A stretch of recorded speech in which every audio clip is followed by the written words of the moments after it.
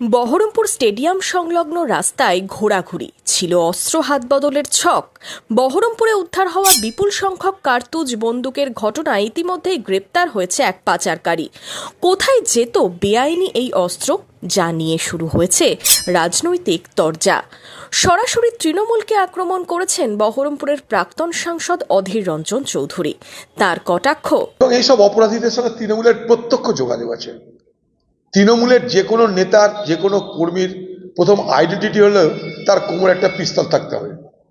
তার কোমরে পিস্তল না থাকলে সে তৃণমূলের কোনো কর্মীর মধ্যে গুনতি হবে না।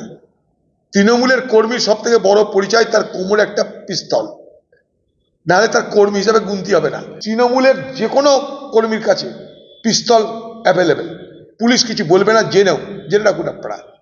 আর তৃণমূলের কর্মীদের পিস্তল তাদের আইডেন্টিটির নাম, তাদের পরিচয়। যে তৃণমূল আমি, তাই দেখো কোমরে পিস্তল। তৃণমূল আমি, তাই পুলিশ কিছু বলে না। তৃণমূল আমি, তাই ট্রাফিক ভেঙে বেরিয়ে যাব। অধীরের নিশানায় তৃণমূল, আর তৃণমূল কি বলছে? পাল্টা সুর চড়িয়ে পিস্তলের রূপকার তকমা তৃণমূলের। আর কি বললেন তৃণমূল নেতা? অধীর চৌধুরী এত জানেন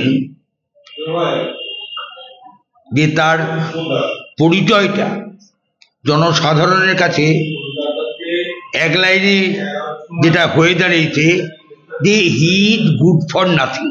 এই যে বেআইনি পিস্তলের কথা বলছেন, কথায় কথায় তৃণমূলের দিকে আঙুল তুলছেন, কথায় কথায় মমতা ব্যানার্জিকে কদর্য ভাষায় আক্রমণ করছেন, মানুষ তাকে হাড়ে হাড়ে চেনেন। তার এখন কাজ নাই, প্রতিদিন বিকেলবেলায় কিছু না কিছু বলতে হবে বাজারটা ঠিক রাখার জন্য। বাজার তো নাই। এই বেআইনি পিস্তলকে বাজারজাত কে করেছে? পিস্তলের রূপকার অধীর রঞ্জন চৌধুরী। ওনার পরিচয় পিস্তলের রূপকার। তিনি আবার এই সমস্ত কথা বলছেন, লোক হাসছে। Bureau report, imagine community media.